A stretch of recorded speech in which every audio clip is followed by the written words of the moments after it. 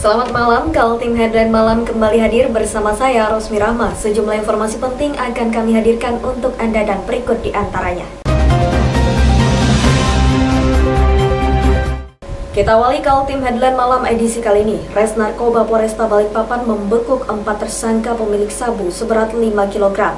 Tersangka diancam hukuman seumur hidup. Berikut informasinya. 4 orang tersangka kepemilikan narkoba jenis sabu-sabu seberat 5,276 gram digelandang Res Narkoba Polresta Balikpapan. Keempat tersangka diciduk di 2 lokasi yang berbeda pada Rabu 25 November 2020. 4 tersangka yang merupakan jaringan narkoba jenis sabu-sabu yakni HI, AT, MA, dan ST. Awalnya Res Narkoba membekuk HI di kawasan Jalan Lejen Suprapto, ditemukan sabu seberat 50 gram. Polisi kemudian mengembangkan dan ditemukan tersangka kedua, HI, didapat sabu seberat 10 gram. Saat berada di rumah tersangka, datang 2 orang membawa bungkusan besar. Saat diperiksa ditemukan 5 paket sabu dalam bungkus besar dengan 5 kg. Rekan-rekan semua, jadi kita mau sampaikan hasil ungkapan kita, dan ini juga komitmen kita untuk memerangi narkoba. Alhamdulillah kita bisa mengungkap 5 kg sabu berikut pelaku dan tersangkanya. Dari kasus ini ada 4 tersangka, ya, ada 4 tersangka, 3 TKP, ya, 2 TKP, 4 tersangka. Boleh diceritakan satu jaringan kronologis pengungkapannya, ada tersangka dari 3. Jadi gini, kita awalnya menangkap pelaku pengedar atau pengecer lah istilahnya, ya, di lapangan ini. Dari pengedar, kemudian kita kembangkan langsung ke jaringan berikutnya itu di TKP 2. Di TKP 2 itu ternyata gudang, tapi dari pengecer kita menangkap 50 gram. 50 gram kita kembangkan langsung ke jaringan berikutnya, ternyata dia sebagai gudang, tapi di gudang kita hanya menemukan sisanya 10 kg. Yang lainnya sudah didorong oleh kurir, ya, didorong oleh kurir, kita kembangkan lagi. Nah, dari kurir itulah kita tangkap nih yang 5 kilo, ya, yang 5 kilo, 5,056, ya. Tapi hasil pengembangan semua jadinya 5,176 gram atau 5 kilo 176 gram. Khusus yang 5 kilo di mana yang diamankannya? Sama, ini di satu TKP, yang satu itu di daerah perapatan. Penangkapan yang pertama itu di Kampung Baru. Ya. Pihak Res Narkoba Polresta Balikpapan masih mengembangkan kasus peredaran sabu yang diungkap. Tersangka akan dijerat dengan hukuman seumur hidup. Dari Balikpapan, Muhammad Idris, tim Kaltim TV.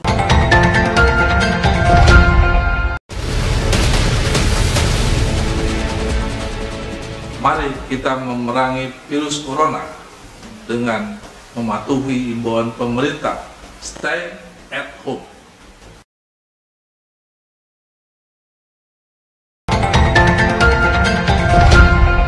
Seorang remaja berusia 23 tahun harus berurusan dengan kepolisian usai aksi nekatnya yang mencuri sepeda motor milik temannya sendiri. Berikut informasinya. Remaja berinisial Ahmad Jailani digiring ke Mako Polresta Balikpapan usai aksi nekatnya yang mencuri sepeda motor milik rekannya sendiri pada Rabu 10 November lalu. Aksi nekat tersangka bermula saat menginap di kos rekannya pada Rabu 10 November yang baru dikenalnya selama 1 bulan. Rupanya kedatangan Ahmad Jailani untuk menginap ke kos temannya punya niat buruk. Saat korban tertidur pulas, tersangka dengan sengaja membawa kabur sepeda motor temannya. Tak sampai di situ, tersangka juga berencana menjual sepeda motor temannya ke seorang pemesan seharga 1,8 juta rupiah. Belum sempat terjual, tersangka berhasil lebih dulu diringkus petugas pada Jumat pagi 27 November 2020 di sebuah warnet di kawasan Jalan Gunung Pasir. Tersangka atas nama AJ, umur 23 tahun,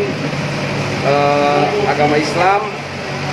Dia awalnya nginep di di kos-kosan temannya, ya. Kemudian pada saat temannya ini, korbannya ini tertidur, dia langsung mengambil sebuah sepeda motor merek Honda Beat dengan plat nomor KT6402 ZI dengan nomor rangka MH1 JM1 129 KK3 19316 warna pink hitam. Kemudian atas perbuatannya kami jerat si pelaku ini dengan pasal 363 KUHP dengan ancaman maksimal 4 tahun penjara. Terlepas kebutuhan ekonomi buat bayar utang. Oh, rencana berarti motor mau dijual? Iya. Berapa rencana? Berapa? 1,8. Sudah ada yang pesan? Sudah. Sudah ada yang pesan? Mas, kabarnya sampean dijanjikan uang itu untuk buat apa? Jadi maksudnya Katanya sempat dijanjikan uang ya sama iya, teman. rencana buat nemenin dia. Sudah berapa lama kenal sama korban? Sekitar 2 minggu lebih. Atas perbuatannya tersangka dikenakan pasal 363 KUHP tentang pencurian dengan ancaman hukuman 7 tahun penjara. Dari Balikpapan, Muhammad Idris, tim Kaltim TV.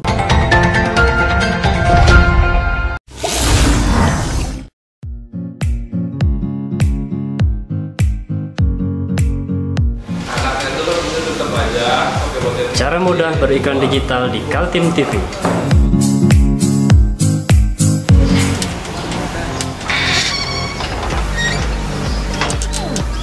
Yang pertama, jadilah sahabat Kaltim TV.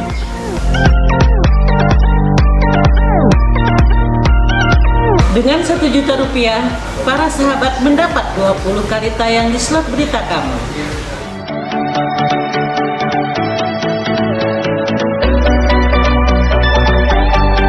Dengan 20 detik dapat menjangkau 20.000 penonton. Anda beruntung karena mendapat kesempatan perdana dari kami. Ayo jadilah sahabat Kaltim TV.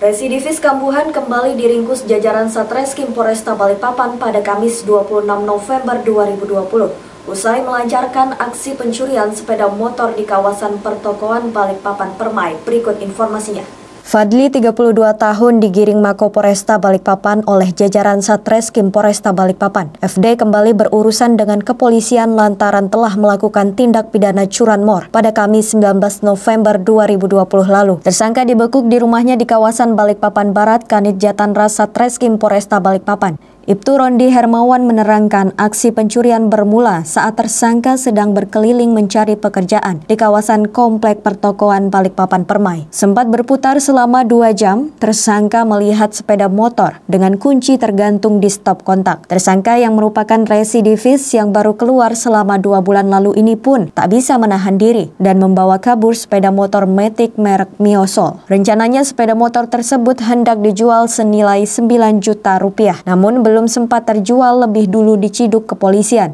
Dia si TSK ini mengaku ingin melamar kerja di daerah Balikpapan Permai. Ya, kemudian sambil melihat-lihat ada sebuah motor jenis Miosol warna merah, kuncinya tergantung. Kemudian si pelaku cara langsung untuk mengambil motor tersebut. Karena tindakannya kami jerat pelaku dengan pasal 362 KUHP dengan ancaman maksimal hukuman 4 tahun penjara. Kemudian sebagai informasi juga, pelaku ini seorang residivis. Untuk kasus yang sama juga sudah divonis 2 tahun dan baru keluar berkat asimilasi pada Agustus 2020.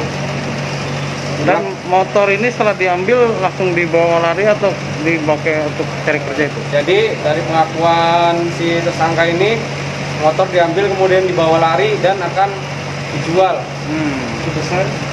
Sebesar 9 juta rupiah. 9 juta rupiah. Gak sengaja saya lihat kunci tergantung di situ, Mas. Hah? Gak sengaja saya lihat kunci bergantung di situ.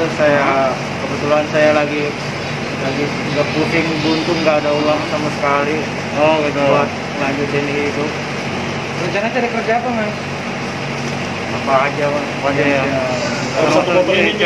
Atas perbuatannya, Fadli disangkakan dengan pasal 363 tentang KUHP tentang pencurian dengan ancaman hukuman 5 tahun penjara. Dari Balikpapan, Muhammad Idris, tim Kaltim TV.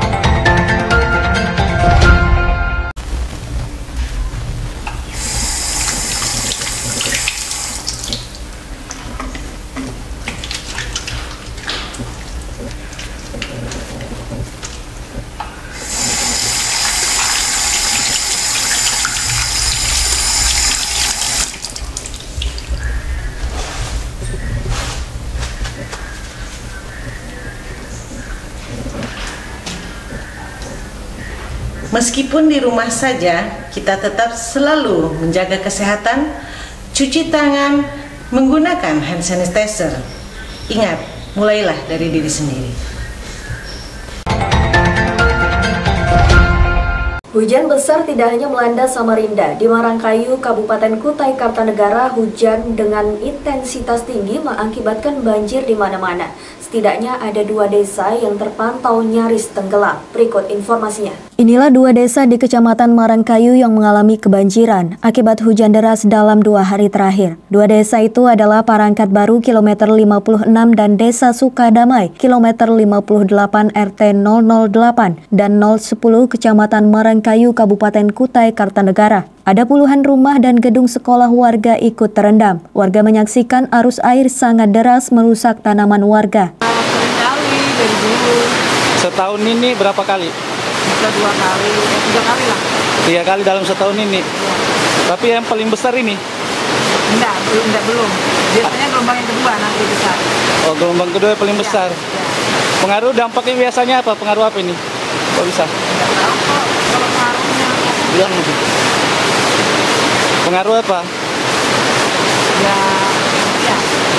Pengaruh tambang? Ya kemungkinan saya nggak tapi jelas bang kalau masalah kayak gitu. Ini kan kalau air mulai meluap, dulu besar itu. Oh, dulu sempat besar ya, sampai masuk ke rumah ya? Ya. Kerugian aja apa aja kerugiannya? Kerugiannya tuh? Ini nonton. Warga mengatakan banjir seperti itu baru terjadi tahun ini. Setidaknya mereka sudah 2 kali mengalami masalah tersebut. Ketika ditanya apa yang menjadi penyebab banjir karena jauh hari sebelumnya tidak pernah terjadi, warga menuding kemungkinannya karena ada perusahaan-perusahaan tambang mengeksploitasi lahan batu bara di sana. Tim Kaltim TV, Hardin melaporkan.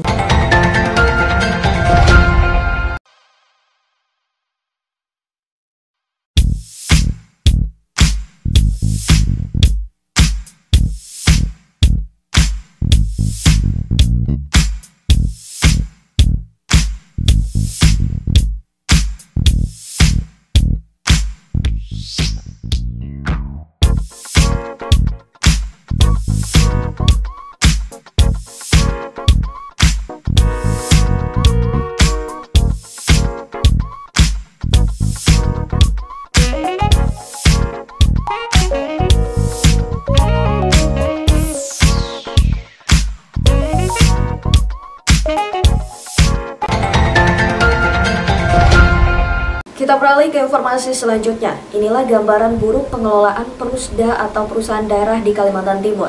PT Agro Kaltim Utama disuntik dana pemerintah provinsi hingga 27 miliar rupiah. Bukannya memberikan kontribusi kepada daerah, malah amblas di tangan para direksinya. Kini 2 orang direksi Perusda PT Agro Kaltim Utama meringkuk di sel tahanan. Kedua orang itu, Yanuar dan Nurianto, menjadi orang paling bertanggung jawab atas raibnya modal pemerintah sebesar 27 miliar rupiah. Kasus ini terbongkar setelah Kejaksaan Tinggi Kaltim sejak bulan Maret 2020 lalu menelusuri PT Agro Kaltim Utama yang disingkat dengan PT AKU. Perusahaan ini awalnya diproyeksikan bergerak di bidang perkebunan dan pertanian. Tapi ternyata setelah menerima setoran modal dari Pemprov Kaltim, para direksinya malah menghilang. Kantornya pun di kawasan perkantoran bersama Perusda di Jalan Basuki Rahmat, Samarinda tutup. Setelah 2 tersangka ditangkap dan ditahan, ternyata tidak ada lagi aset tersisa yang bisa disita. Tim Kejaksaan Tinggi Kaltim mengakui Perusda tak punya apa-apa lagi. Dengan kata lain, modal sebesar 27 miliar rupiah dari Pemprov Kaltim amblas tak berbekas. Samarinda. Pak, kalau itu aset-aset yang disita apa aja Pak? selain uang tunai Pak? Untuk sementara ini aset yang disita karena sudah lamanya ini tindak pidana yang dilakukan, aset yang ada sebetulnya ini 2 rumah tetapi sudah dialihkan ke pihak lain, intinya sudah dijual. Jadi sehingga kami agak kesulitan untuk mencari melacak aset yang nantinya sebagai pengganti kerugian negara. Oke, berarti pemiliknya ini Uang setoran modal dari pemerintah bukannya dibelanjakan untuk berusaha perkebunan atau pertanian, tapi oleh tersangka Yanuar dialihkan untuk usaha lain. Belakangan terbongkar pula oleh penyidik Kejaksaan Tinggi Kaltim ada 9 perusahaan baru yang disebut menjadi tempat penampungan aliran modal dari Prusda PT AKU. Dan ternyata 6 perusahaan diantaranya adalah fiktif. Pak, informasinya ada salah satu perkebunan yang mereka sembunyikan, seperti apa itu Pak? Sampai sekarang belum, nggak ditemukan sampai sekarang. Untuk perkebunan itu memang nggak ada, perkebunan nggak ada yang bersangkutan sehingga membuka kerjasama dengan 9 perusahaan. 9 perusahaan tersebut, tetapi pada tahun 2009 itu yang bersangkutan mendirikan perusahaan sendiri. Itu ditemukan menjelang penetapan tersangka Y. Nah, itu baru diketemukan kalau 2 orang itu membuka perusahaan namanya PT Dwi Mitra Palma Lestari. Aliran yang ke situ 24M sendiri. Prusda PT Agro Kaltim Utama berdiri sejak zaman Gubernur Kaltim Suwarna AF. Tahun 2003, perusahaan mendapat suntikan dana berupa penyertaan modal dari Pemprov Kaltim sebesar 5 miliar. Ditambah lagi tahun 2007 sebesar 7 miliar. Anehnya, meski tidak jelas kinerja perusahaan itu pada tahun 2010 saat Gubernur Kaltim Awang Faruk Ishak, Prusda itu disuntik lagi sebesar 15 miliar rupiah. Muncul pertanyaan, adakah keterkaitan para tersangka dengan para gubernur? Mengingat selama ini penunjukan personel direksi Prusda selalu tidak lepas dari campur tangan kepala daerah yang berkuasa saat itu. Aspidsus Kejati Kaltim Prihatin SH mengatakan, sejauh ini hanya 2 orang tersebut, yakni Yanuar dan Nurianto yang menjadi tersangka. Tuduhannya adalah melakukan korupsi sesuai dengan Pasal 2 dan Pasal 3 Undang-Undang Tindak Pidana Anti Korupsi. Ini untuk penanganan perkara Agro Kaltim Utama di Kejaksaan Tinggi Kaltim sampai saat ini sudah dinyatakan P21 ya untuk tersangka yang kedua. Namun tersangka yang pertama inisial Y yang kemarin beberapa hari yang lalu sudah kami serahkan limpahkan tahap 2 ke Kejaksaan Negeri Samarinda. Tetapi dari Maret 2020 kami tangani sampai saat ini akhirnya berkembang sampai pemeriksaan saksi, alat bukti cukup sehingga terungkaplah seperti itu. Ada yang fiktif, ada yang mengalir 24 miliar seperti itu. Kasus Prusda PT Agro Kaltim Utama sudah terbongkar. Pertanyaan berikut, apakah pejabat Pemprov Kaltim ikut bertanggung jawab atas raibnya setoran modal sebesar 27 miliar? Tim Kaltim TV, Hardin, melaporkan.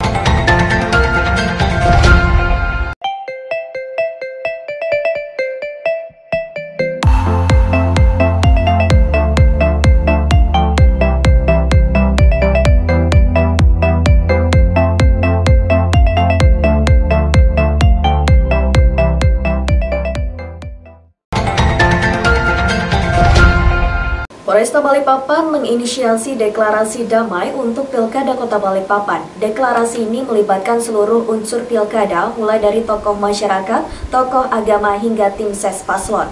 Bertempat di halaman kantor Polresta Balikpapan, sejumlah tokoh masyarakat, Ormas TNI, serta tim ses paslon dari masing-masing partai melihat deklarasi damai Pemilu Kada Kota Balikpapan pada Kamis 26 November 2020 pagi.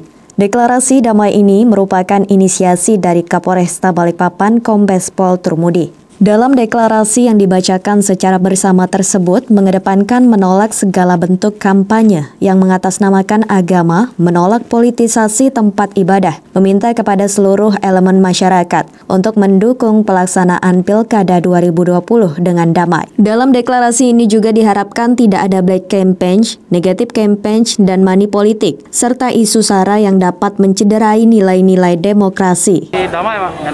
Ya, hari ini kami berterima kasih kepada Polres Kota Balikpapan yang telah melaksanakan acara deklarasi damai ya, karena deklarasi damai ini sekalipun kelihatan seperti acara ritual, tapi sesungguhnya itu punya makna yang khas, di mana pada acara deklarasi itu hadir seluruh tokoh, seluruh parpol, baik dari kubu A maupun dari kubu B, dari kubu seberangnya. Maka deklarasi damai itu memberikan isyarat bahwa dimulainya sebuah ritual pilkada nanti di 9 Desember itu dimulai dengan hati yang damai, dimulai dengan kesepakatan damai, dimulai dengan doa-doa kebaikan, insya Allah hasilnya baik. Pagi ini kita memang stressing deklarasi damai dalam rangka pilkada serentak di Indonesia, dan ini Wali Kota Balikpapan. Ini mengingatkan kembali, kemudian stressing kembali supaya kita saling mengingatkan ya. Kita mengundang semua tokoh agama, tokoh masyarakat, tokoh pemuda, tokoh adat, tim sukses, parpol, akademisi, ya, ormas, semuanya kita undang untuk menyampaikan pernyataan sikap deklarasi damai Pilkada 2020. Ya, ini penting supaya beliau-beliau itu nanti menyampaikan ke warga bahwa ini adalah proses demokrasi yang harus sehat dan menjunjung tinggi nilai-nilai NKRI. Seluruh elemen masyarakat diharapkan tetap bisa bersama menjaga kondusivitas Kota Balikpapan sebelum hari H hingga masa penetapan Wali Kota Balikpapan. Dari Balikpapan, Muhammad Idris, tim Kaltim TV.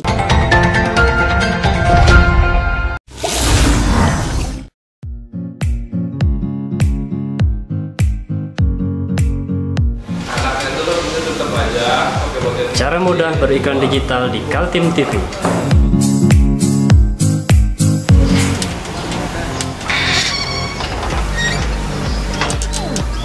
Yang pertama, jadilah sahabat Kaltim TV.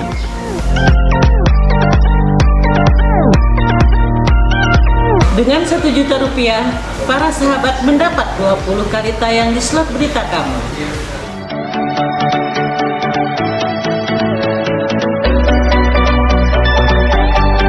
Dengan 20 detik dapat menjangkau 20.000 penonton. Anda beruntung karena mendapat kesempatan perdana dari kami. Ayo jadilah sahabat Kaltim TV.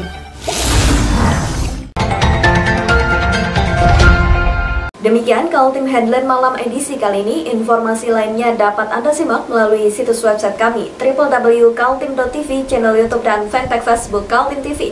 Jangan lupa untuk selalu patuhi protokol kesehatan. Saya Rosmi Rahma bersama kerabat kerja yang bertugas pamit undur diri. Selamat malam dan sampai jumpa.